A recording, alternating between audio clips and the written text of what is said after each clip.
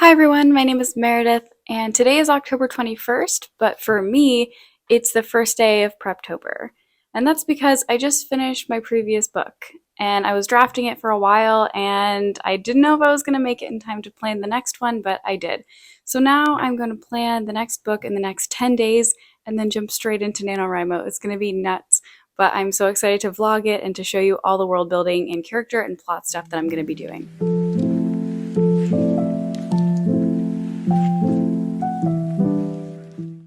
Since this is the first day that I have been working on something other than my story that I've worked on for a year and I'm just putting away, I really need to get acclimated. Like, my brain is just somewhere else. It's been very difficult to kind of detach myself from that story and start working on this one.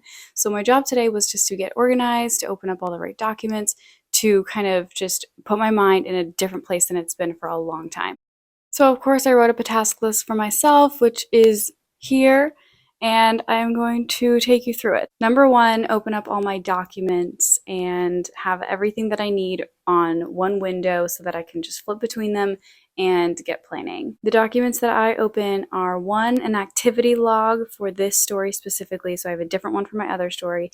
I can look back and kind of see each day what progress added up to a whole book.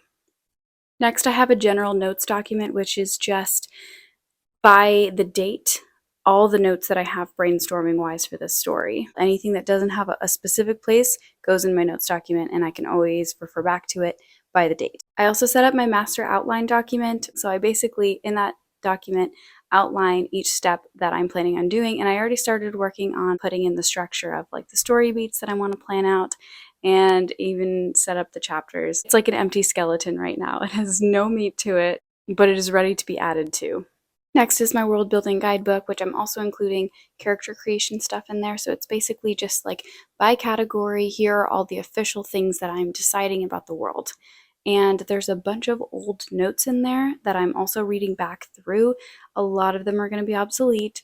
Some of them I'm going to pick to stay. And then I'm also having an extra scenes document because this story I actually have written a bunch of scenes for over the years, and I started it in 2015 on Thanksgiving Day. I was very bored that day. So it's been 7 years since I thought of this story, and there's a couple scenes that I've written since then, so I can read them back, see what characters I've created, see what work I've done so far. And then the last tab that I'm going to have open is YouTube for music, because I need a lot of music when I'm brainstorming. A couple of the things that I'm doing that are a little bit more non-traditional are choosing a font for all of my documents. So I did this with my other story and I loved it. So I was using E.B. Garamond, but it had this almost like more fairy tale feel to it, and it always got me in the mood of the story, is seeing this font. And so I kind of loved that brain trigger. So I wanted to pick a font for this one, and I picked Spectral. I'm just choosing what Google Docs has to offer, but I really like this one actually. It's a little bit more like modern looking than the other one. The other one just like had a little bit of antiquity to it, so I like this one. So I have changed all of the words in all of these documents into this new font. I'm also starting a YouTube playlist of songs that remind me of this that I can use to brainstorm or write or do anything related to this book. And I also want to name the project. It's had a name for these 7 years, and I think I'm going to stick with it because it's pretty catchy. I call it the Rat Nest. I think that that title just really pinpoints what this story is about, and I will not explain why, but I think we're going to go with this. Anytime I refer to the Rat Nest, that's this story. And you know, while we're at it, we're just going to name the other one SFTL. That's the acronym for it, SFTL. So we'll say SFTL is my previous one that I've worked on and now have a full draft of. This one's called The Rat Nest. For the rest of today, I am going to be reading through my notes, deciding what to keep, what should go, and basically doing preliminary research on whatever strikes my fancy, and hopefully writing down some brainstorming notes and just doing a little brainstorming to music. And the last thing that I have to do is actually sign up for NaNoWriMo, so let's do that. Okay, it's still here in my bookmarks from last year, which I love. It's already has me signed in. There's my project from last year. Oh, so nostalgic. Oh, they've sent me 71 messages. Oh my gosh. And the top one is NaNoWriMo's just 10 days away. No, that can't be right. Thank you for the stress. I did not need that. Are you ready to create your novel? Oh my gosh. Okay. Here we go. What's the name of my project? What is the project status? We are prepping. We are not in progress. What type of project? It's a novel. Yes, we are going to associate with NaNoWriMo. Okay, on to my goal. It doesn't let me set any of my word count goals, which is scary. It's like, nope, you're doing this. This is your only option. 50K, and you've got 30 days. Okay, on to details. What is the genre? What is the genre? What a good question. Oh my goodness. Okay, we're going science fiction. It's pretty cool. Okay, I'm writing a sci-fi book. Add a project summary. I will not read this out loud. Let me type. Just from writing the summary, I realized how much I need to figure out. Okay, but now the fun part. I need to search Pinterest for a picture. Hold on. There's got to be something. I've been collecting this Pinterest board for 7 years. There's something here. It's such a unique setting, but there's so many different pictures that just like capture one little aspect of like what I was thinking. Pinterest is so lovely. Okay, I'm all signed up for NaNoWriMo. I think at this point all that's left is to actually start brainstorming. I think I've done administrative tasks all day for this, like organizing and just like putting the hard work off a little longer. So I'm just going to take a little while and really get into it. I'll update you later on all the stuff that I'm figuring out. All right, today is all about character creation. I am here at my desk, surrounded by my creativity, and I am ready to get started. First things first, there's two things that I've been thinking about. Number one is point of view. So from my point of view, in my last book, I had two point of view characters, a guy and a girl, and I switched between them for each chapter, switching off. In this book, I have crafted it so that I don't have to do that and that it's only one point of view. But I tend to get bored when I'm writing from only one point of view at a time. And so I am trying to create this character in a way that I will not get bored with her and that she'll kind of carry me through the whole story. And I'm kind of feeling like if I'm getting bored writing a point of view, probably people are going to be bored reading it. So I want to make sure that all in all, nobody's bored and that I'm creating this character in a way that's really enticing to read and that I want to figure out what she's doing and her next steps. So point of view is hopefully going to be only one. I think that's going to be a good motivator for me to make her as interesting as possible. I don't have any other outs. I can't just switch to something more interesting. So those are some things I'm thinking about. And now let's get into character creation. Originally, I was going to have these pretty short, the profiles that I'm going to use for my character creation, but I ended up watching a couple videos about other people doing character creation, and there are some other things that I wanted to add in. So here's my full list of everything that I'm doing for my two main characters. One, a name. I'm still not happy with the names. Whatever. I'll probably end up just keeping it at this point because NaNoWriMo is going to start in a couple days, and am I really going to search a bunch of names up in that time? Not really. So a name, and then Pinterest art for their face. I have had Pinterest art picked out for these two main characters for like 5 years, and that's exactly what they look like in my head. I'm super happy to have that represented on the page. And so I just grabbed the pictures that I feel like most represent them and stuck them on my document. And so anytime I like go through my character profile, their face is just right there and I know exactly who I'm thinking about, and it is lovely. The big thing that I'm doing is backstory. So I'm writing out a whole chunky several paragraphs worth of backstory for both of them, what their parents do, how they ended up here, the choices they've made, their siblings, how they have interacted with the world, kind of like how their experiences have shaped their worldview or what they're upset about or what their goals are. And I feel like that's really important. And I really focused in on the moment in their backstory that kind of creates their misbelief, their character flaw. So whatever that moment is, usually it's traumatic, but it's just how humans work. And so I've really honed in on that piece of the backstory and written that out in pretty good detail. So after backstory, then I have a lot less detail of a couple criteria. These two go together. It's from Lisa Cron's books. So it's misbelief, and then the aha moment when the misbelief gets turned around into the thing that they're going to end up figuring out is actually the truth. And so the misbelief comes from the moment in the backstory that was really upsetting to them and that they kind of shaped the world that they live in mentally. And so that misbelief is, could be anything, just something that's not true about the world that they need to unlearn. And so I've written out the misbeliefs and the truth that they realize at the aha moment. How do they change essentially? What's their big transformation? So those are the main two that it's like you can't really jump into a book. For me, you can't really jump into a book without knowing these two things. Going right along with that is motivation. So this is based off of the misbelief, but it's kind of another step. It's misbelief, on top of that is motivation, and the motivation propels you towards a goal. So then I would write down my character motivation and what that motivation is pushing them to go find or do or whatever. So then I'll make sure to have their goal really clearly cut. And the goal is so important. The goal drives the entire story. If we know her goal, we know the end. If we know her motivation and her misbelief, we know the beginning, and we know where she needs to go, what she's heading toward, and how she's going to change. And so that's like big bones of story already right there, just in the character creation. Then there's a couple other things that are not as essential, but I still really like figuring them out. So fear, usually a character has like a fear. Human beings have a lot of fears. I wrote out a couple possibilities for her. There were psychological things, physical things like phobias, and there's also just like emotional fears, right? Like, whatever, abandonment or death or, being trapped or feeling like you're losing control, things like that. They help us kind of define limits of what someone is running away from, what they won't do, also what is pushing them towards their goal because it's pushing them away from something else. And then I added these two, something that they hate and a secret hope. And I think that that just helped me to like round out the character a little bit. Okay, and then I went with some classic physical description. I have known all of these things for a long time, but I just thought I'd write them up. It's actually super important for their presentation and how other people perceive them, and it can be an outward sign of what's going on internally. And so I took some time, did description, clothing, all that good stuff. I listed out some basic character traits, good and bad, and just things about her that are maybe not obvious just from a big misbelief or a fear. Character quirks, things that just let me get to know her better. And then the last two things that I wrote out were skills.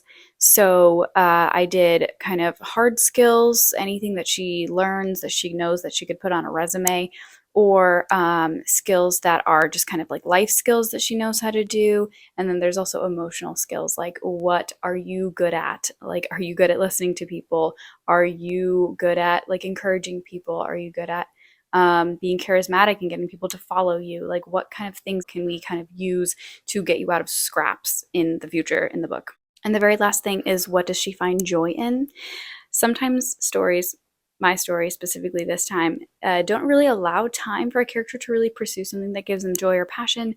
But I thought that that would help me get to know her a little better, is like if she had the chance, if she had the time, if she had a situation where she wasn't like fighting for her life, what would be something that she would find joy in? And so that could be a hobby she would love to take up, or something that she does do creatively, or maybe a sport or something. So all of those things I felt like helped me to really round out the character, and it didn't feel like they were things that I was putting down that were meaningless. That is like a huge character profile that's like, what's their favorite color? I feel like these ones really just kind of locked down what I want to know about the characters. So I did that for my two main characters. I have not done the side characters yet. I'll have a shorter profile for them. Okay, those are my character profiles. So doing this really honed in on what I want to do with the plot based on who these people are. I will talk about plot another time.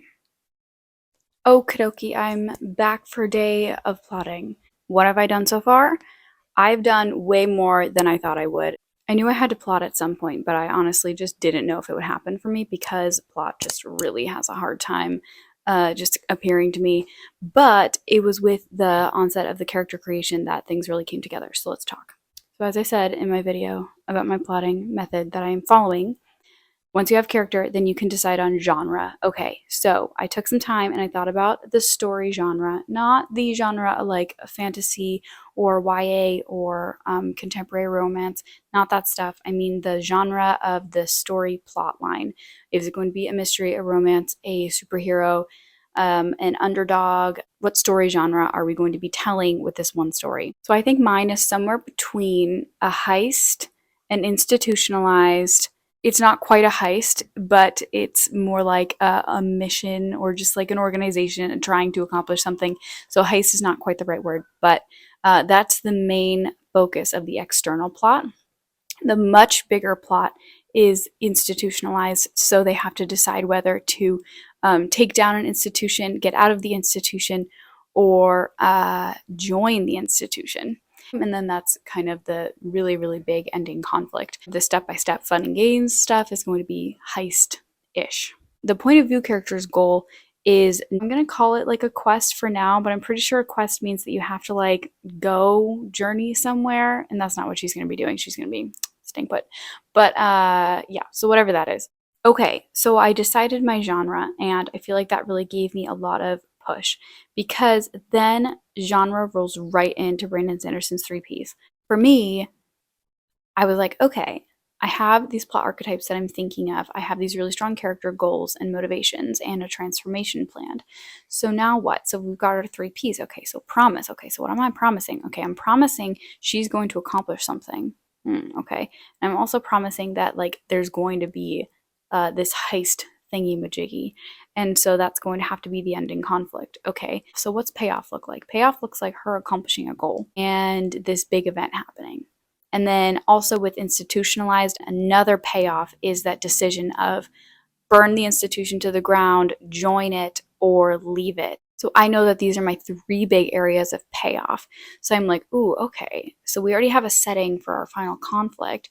We have a goal that that final conflict needs to accomplish, and we have a big decision at the end. So I'm like, ooh, all those 3 things are kind of wrapping together, and they're really just like kind of announcing things in my head. So I was like, okay, I actually have like a really good idea of what the ending should be and also what the main conflict should be. Okay, great. So we've got a beginning, we've got a really strong, motivated character, and she now has to get to this big payoff moment that I have in mind.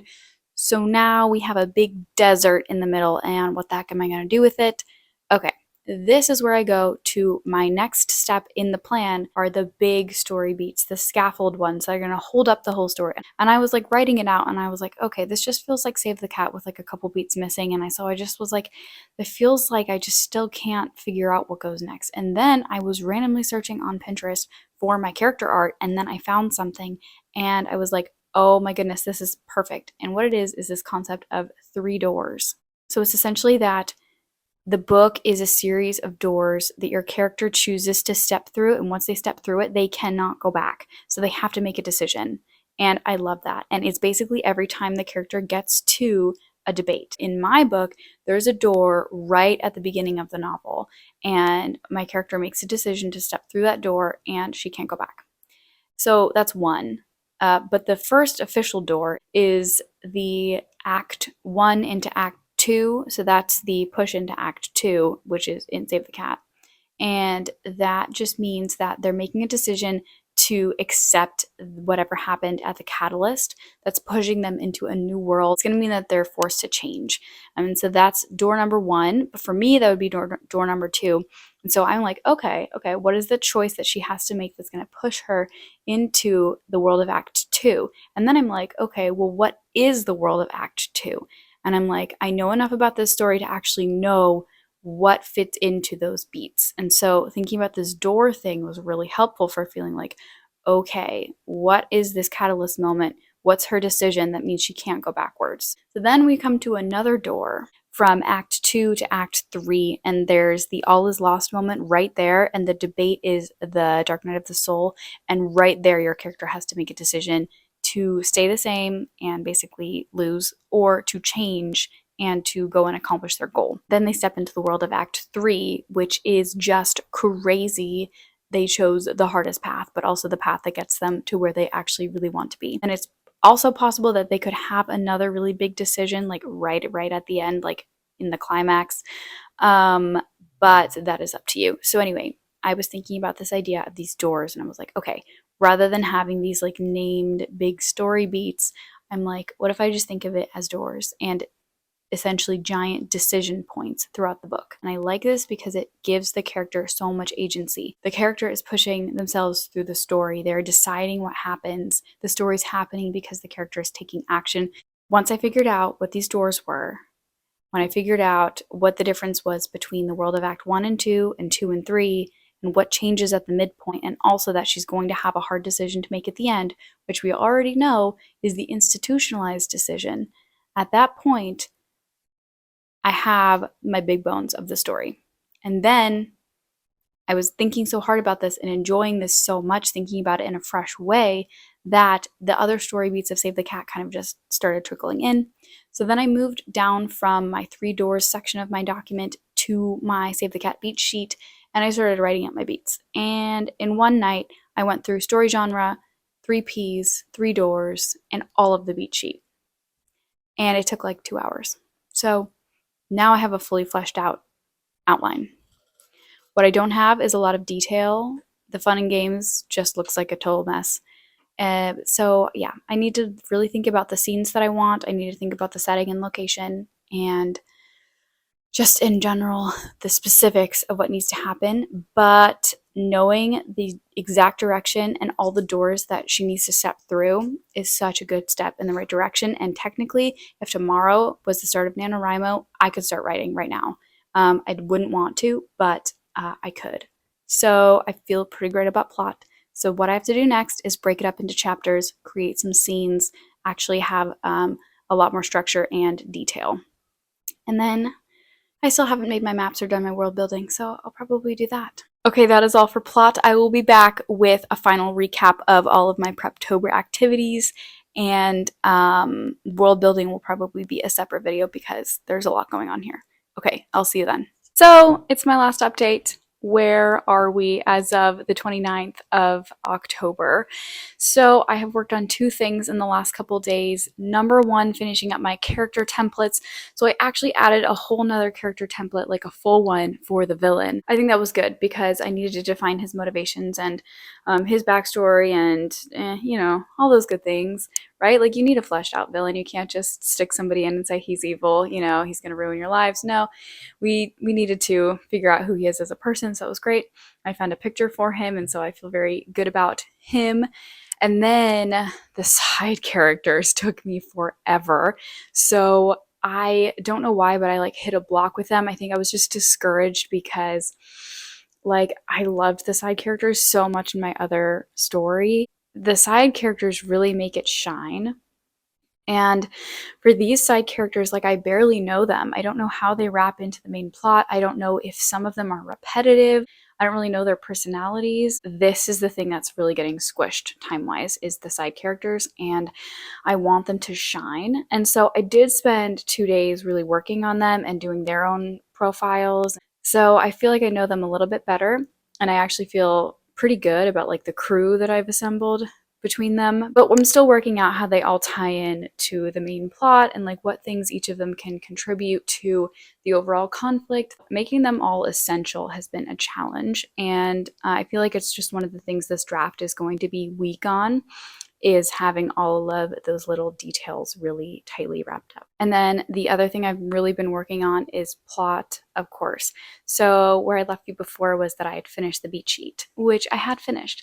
And then I decided to go in and try to plot the whole thing by chapter. And so what I did is I really want this book to be shorter word count wise. So I took 100,000 words and I decided that I want short chapters this time because I was tired of writing super long chapters. So I decided that each chapter was going to be around 2,000 words, and I was going to do no more than like 1 or 2 scenes per chapter, and just make sure that it's like just fast paced and interesting to me, that's giving the reader a lot of visual breaks. So I took that number of chapters and then I divided the total word count, the 100,000, by 2,000. So that gives us 50 chapters. But then I was like, I'm an overwriter, so I'm going to write more than that. So I gave myself 40 chapters to work with because I know that I'm going to overwrite a bunch of those. So with 40 chapters, I decided, okay, chapter 20 is the midpoint. Easy enough. I've got about 5 or 6 chapters for Act 1. I've got a big chunk of chapters for Act 2, Fun and Games, and then another big chunk for the Bad Guys Close In, and then I leave a really good amount for the All Is Lost Darkest Moment because those are important. And then I have about 7 chapters, maybe 8 chapters for the final act. So that is how I did that, just mathematically, and that's like how I learned to plan out my research papers as well. So I figured that that would be a good way to go about it, and basically I did this plotting and I tried to plot out all of my chapters, and it just was so lacking in detail. So basically, I have plotted out by chapter almost the whole book, but it's not detailed, and I feel like the story really shines through in the details. So we are going to pants this thing, and I'm going to work on the plot as much as I can for the next 2 days, but I don't think it's going to look a whole lot better than this. I have the first couple chapters outlined really well, and I think that's going to have to carry me through, and as long as I have that, I'm really just going to pants everything. And then the other thing that I think is important to know is that because of the lack of detail and just the lack of total planning, I think this is probably going to be a rewrite. Hear me say that now. We'll see. I'm excited to see how this goes. I think it's going to be really fun, and I'm basically just going to have this be like imaginative, just fun, be as creative as I can in the writing itself, come up with random plot bunnies, and see what I can kind of pull out, see what intrigue I can mix into the story. I'm excited. Thanks so much for watching. I appreciate it so much. I will see you in the next video.